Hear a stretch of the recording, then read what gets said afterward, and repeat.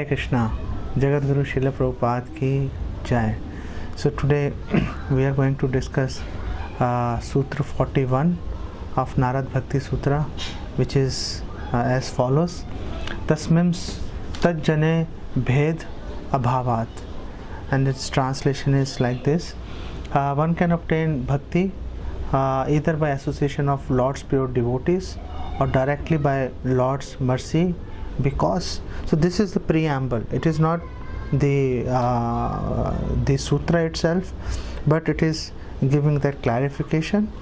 And then the translation is as follows: the Lord and his pure devotees are non-different. So this is the verse. So in Sutra 38, Sri Narad told us that one can receive bhakti by the mercy of a pure devotee or by a fraction of mercy of the Lord. And then in verse 39, Sri Narad explained about the association of pure devotee, that the association of pure devotee is amogha. It is infallible. It never fails. However, the association of pure devotee is durlabh, is rare, and is agamya, is very difficult to understand.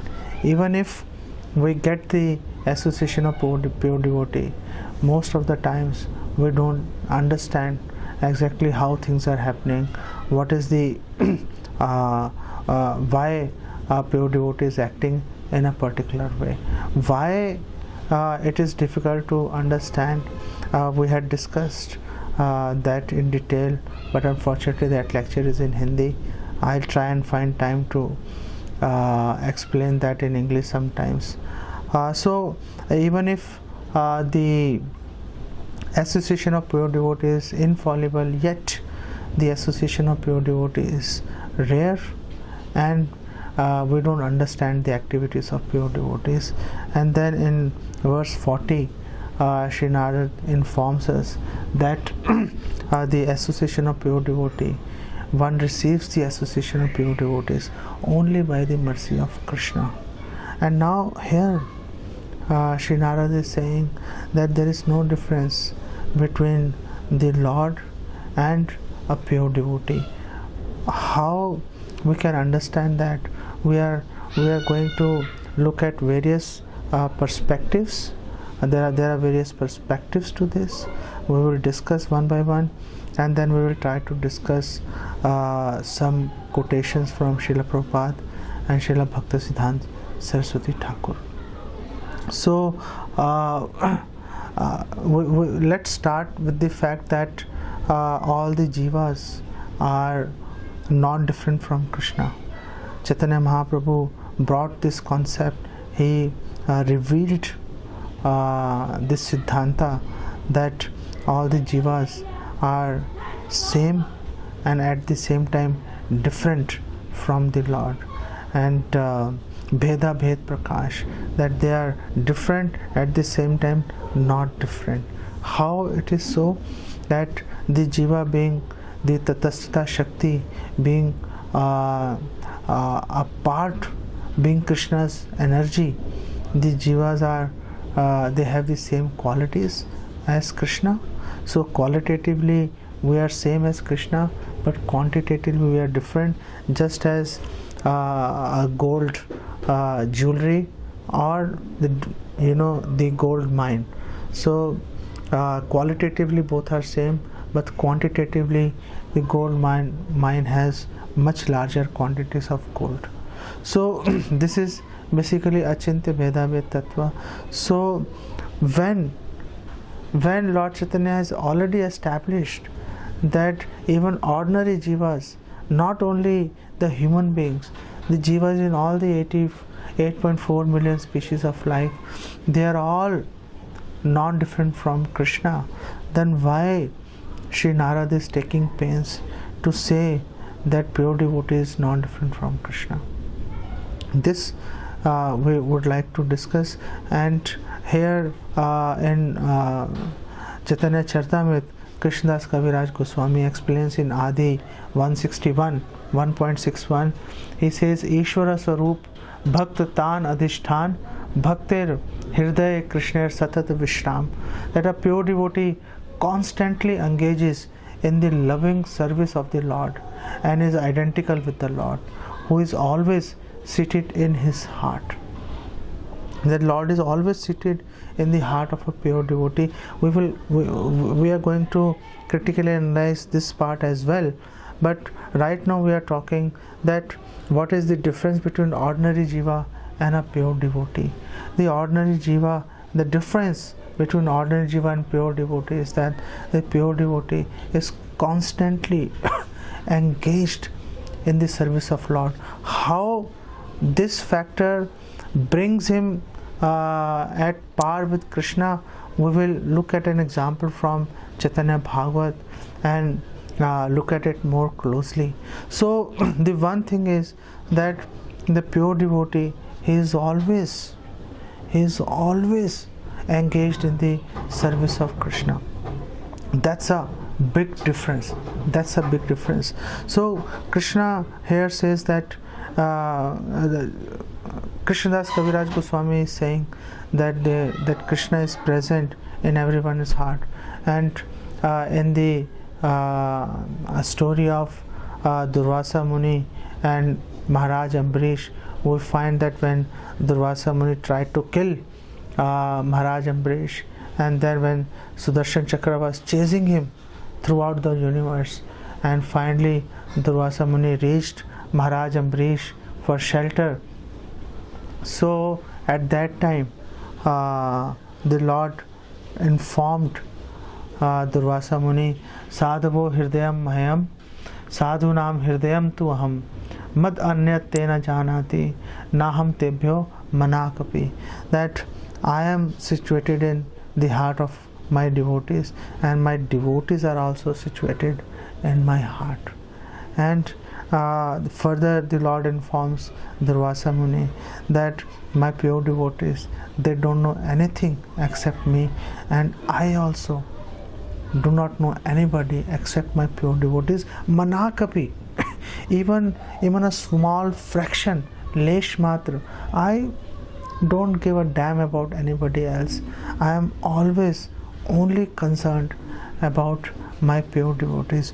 But then the question we can raise here, and so before even we raise that question, let's discuss that what does it even means that the pure devotees, they don't know anything except knowing the Lord, except Lord. It means that the pure devotees, they don't think, they cannot contemplate anything except how to satisfy Lord, how to make him happy. This is the only point of focus the pure devotees have. And similarly, when Krishna says that I also do not know anybody except my pure devotees, it means that whatever action, whatever pastime Krishna performs, it is only to either glorify his devotees or to please his devotees. There is no any other third motive behind whatsoever Krishna does. So that's a big thing. Now coming back to the point that that Krishna is in everyone's heart, that the pure devotee is in Krishna's heart and Krishna is his pure devotee's heart. Well, what's big about it? Krishna himself claims in Bhagavad Gita, Sarvasya Chaham Hriday Sannivishto Mattah Smritir Jnanam Apohanam Cha. So Krishna is already situated in everyone's heart. So what is so big about his informing Durvasa Muni that he is situated in the heart of his pure devotees? There Srila Prabhupada explains, and Srila Prabhupada says that Srila Prabhupada says that the Lord reveals himself within the heart of his pure devotees, and he can know the pure devotee, he can know that Krishna is seated in the heart of every pure devotee. Krishna is actually situated in the heart of every living entity, but only a devotee can realize this fact. So only a devotee can understand that the Lord is situated in my heart. How come he can understand? Because his eyes are anointed with the salve of love of Godhead. Premanjana churit bhakti vilochanayana santa siddhav hirdeshu vilokyanti. A pure devotee can always feel the presence within his heart, presence of the Lord, how the Lord is resting there, how the Lord is actively interacting. In Kathopanishad we find the evidence that there is a tree and on a branch there are two birds sitting. One bird is eating the fruit and the other bird is watching. So the bird who is eating, which is eating the fruit, is the jiva, and the bird that is watching the other bird, that is Paramatma, Antaryami. So the Paramatma, Krishna, is seated in everyone's heart, but he is sitting in Udasin Bhav, he is sitting indifferent, Nishkriya. He is not doing anything, he is just looking at that other jiva who is not even looking at the Lord, who is not aware of his presence. So the Lord is sitting in an unconcerned manner, and the Lord is waiting for that jiva to turn his face towards the Lord and then try to engage in his service. Then only he can feel the presence and he can feel the reciprocation of love by the Lord. So that's the difference basically. And Lord Krishna informed Lord Krishna informed Uddhava that Acharyam mam vijaniyan na avamanyet karhichit na martya buddhaya asuyet sarvadev mayo guru. That hey, O Uddhav, please understand that, please consider the Acharya or Guru to be non-different from me. And because the Guru is non-different from me, so one cannot disrespect or disregard Guru. One has to obey the instructions of Guru as one's life and soul. And further, the Lord says that one should not think the Guru as an ordinary living entity, and thus become envious of him. And the disciple should think that the Guru is a representative of all the demigods. So that's the advice of Lord Krishna to Uddhava, and from this also we can understand that the Guru, the pure devotee, is non-different from Krishna. So in Chaitanya Charitamrita, Krishnadas Kaviraj Goswami mentions Guru Krishna Rupahan, that the Guru, the spiritual master, is Krishna himself, Shastrera Pramane. This is, we find ample evidence in our scriptures, like the one just I mentioned from Srimad Bhagavatam 11th canto. And further he says that Guru Rupe Krishna Kripa Karen Bhakta Kane, that in the form of Guru, Krishna distributes his mercy to all the devotees. And Srila Prabhupada, in this explanation to this particular prayer, Srila Prabhupada says that the relationship, now here is the non-difference between Guru and Krishna. Srila Prabhupada says the relationship of a disciple with the spiritual master is as good as his relationship with the Supreme Lord. A spiritual master always represents himself as the humblest servitor of the personality of Godhead, but the disciple must look upon him as the manifested representation of Godhead. So while it is the duty of the disciple to consider Guru as non-different from Krishna, but the Guru himself per se, he always thinks himself as a humble servant of Krishna. We will touch upon this particular topic in a little while. Now, as I said, that guru or a pure devotee is non-different from Krishna, we can find an explanation to this in Chaitanya Bhagavat, when Lord Chaitanya sent Damodar Pandit to Mayapur to go and meet with Mother Shachi and Advaitacharya and all other devotees, give them his news, take their news, give them Jagannath Prasad and then come back. So when Damodar Pandit, he stayed there for some time, everyone is afraid of him, because there is a quality of Damodar Pandit. He is not reluctant at all to speak his mind. He speaks his mind. No, he is not worried about the consequences. And he would even go to the extent of chastising Lord Chaitanya himself. That's a big thing. So when Damodar Pandit returned back from Navdeep, so Chaitanya, and he came before Lord Chaitanya, so Lord Chaitanya asked him, that's mighty inspirational. And Chaitanya Mahaprabhu asked Damodar Pandit, Prabhu bale tumi ya achila tan kache. That Prabhu means Lord Chaitanya. So Chaitanya Mahaprabhu asked Damodar Pandit, oh well, you have come back from Navdeep. Now that's very nice. And Chaitanya Mahaprabhu said, Satya kaha, tell me truthfully. Satya kaha, Ayir ki Vishnu bhakti ache. Ayir means mother. Please tell me truthfully whether my mother, does she have Vishnu bhakti? As soon as Damodar Pandit heard this, he became so angry. How can Mahaprabhu ask this question?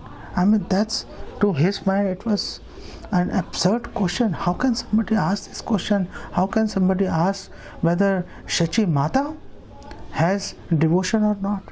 And so he replied to Chaitanya Mahaprabhu. He said, Ayir Bhaktir Katha Jigyas Gosai. Oh Mahaprabhu, you are asking about devotion of Shachi Mata. That's mighty surprising. Vishnu Bhakti Yare Bale Sahi Dekha Hai. Whatever you say Vishnu Bhakti, that is Shachi Mata herself. That is Vishnu Bhakti is nothing but Shachi Mata herself. That means by dint of devotional service, the devotee himself or herself becomes the devotional service itself. There is no difference between a devotee who is constantly engaged in serving the Lord, in pleasing the Lord, and the devotional service. Now that's a big statement that Vrindavan Das Thakur here quoting Damodar Pandit. And Damodar Pandit, he does not stop here. He says, Murti Mati Bhakti Ai Kahila Tumare. I am telling you that Shachi Mata, I means mother, Shachi Mata is devotion personified. And further he says, Janiya o Maya Kari Jigyasa Hamare. You know this. Damodar Pandit says to Chaitanya Mahaprabhu, you know this. But then to test me, you are asking, you are trying to cheat me. Maya Kari, you are trying to cheat me. And you are still being inquisitive, you are still asking this question. And here let me tell you, Srila Prabhupada, let me share one quote from Srila Prabhupada. Srila Prabhupada says, devotional service is not different from Krishna as well. Shakti Shakti Mana Bheda.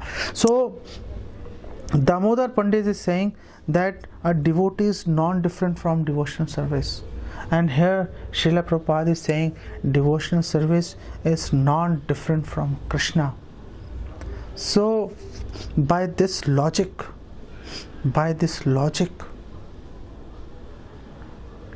is non-different from devotional service is non-different from Krishna. By this logic, we can conclude that a devotee, a pure devotee, is non-different from Krishna. That's what it means. That's what Narad Muni is saying. Let's bring a different perspective. We will discuss two more perspectives as to the non-difference between a pure devotee and Krishna, and then we will conclude. So one perspective I want to share with you, that Srila Prabhupada brings in the perspective of mercy.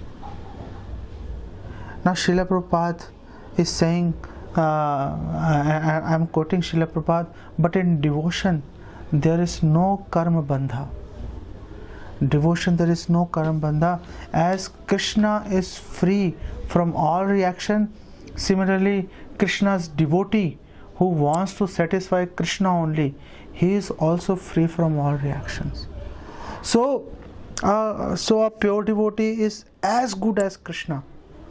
A pure devotee, as Krishna is free from reaction of any action, whatsoever action a pure devotee does, because Lord Brahma says in Brahma Samhita, Karmani nirdhati kintu cha bhakti bhajam, that yasto indra gopam atvendram avosva karma bandhanurupa phala bhajana matanoti, that from Indra to Indra Gopam all the jivas are bound by the rope of karma bandhan, but we can cut karmani nirdhati, but this karma bandhan can be cut by the dint of karmani nirdhati kintu cha bhakti bhajam, by the dint of devotional service. So by devotional service the karma bandhan is basically finished. So a pure devotee who is constantly engaged in satisfying Krishna, where is the question of karma bandhan for him? So as Krishna karmane na limpanti, as Krishna is never entangled in karmafal, in the same manner a pure devotee is also never entangled in karmafal. So from this perspective also, if we look at it, a pure devotee is as good as or non-different from Krishna. Now there is a third perspective which Srila Bhakti Siddhanta Saraswati Thakur brings. So Srila Bhakti Siddhanta Saraswati Thakur brings the third perspective of the mercy, the grace of Krishna. So he brings in that perspective, and Bhakti Siddhanta Saraswati says the spiritual master's mercy and the mercy of Krishna, they are not two separate things. The spiritual master does not teach anything other than to worship Krishna. Lord Krishna also does not accept any service that has not been rendered by his devotee. Patram pushpam phalam tayam yo me bhaktya parachati. Whatever a devotee offers with devotion, Lord Krishna accepts. So a pure devotee engages everyone in the service of Krishna, and Krishna accepts the service only from devotees. So that completes the circle. That completes the service, the circle, that a pure devotee engages in the service and Krishna accepts that service. So because that mercy, the mercy of Guru or a pure devotee's engagement in the service of Krishna, and Krishna mercy is to accept that service. So if we look at the mercy aspect, from mercy aspect also, a guru or a pure devotee is as good or non-different from Krishna. I'll share a particular quote from Bhakti Siddhanta Saraswati, and then we will stop here. Bhakti Siddhanta Saraswati is saying, in the same way, in order to teach devotional service, the Lord personally appears in the form of spiritual master. My spiritual master is non-different from the Lord.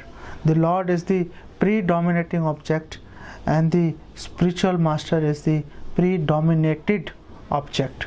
The Lord is the worshipable God and the spiritual master is the worshipper God. Lord Mukunda is the object of service, and the spiritual master who is most dear to Mukunda is the topmost servant. There is no one as dear to the Lord as my spiritual master. He is certainly most dear to Krishna, like two halves of a chickpea. Worshipable Krishna is one half and worshipper Krishna is the other. The pastimes between them makes them complete.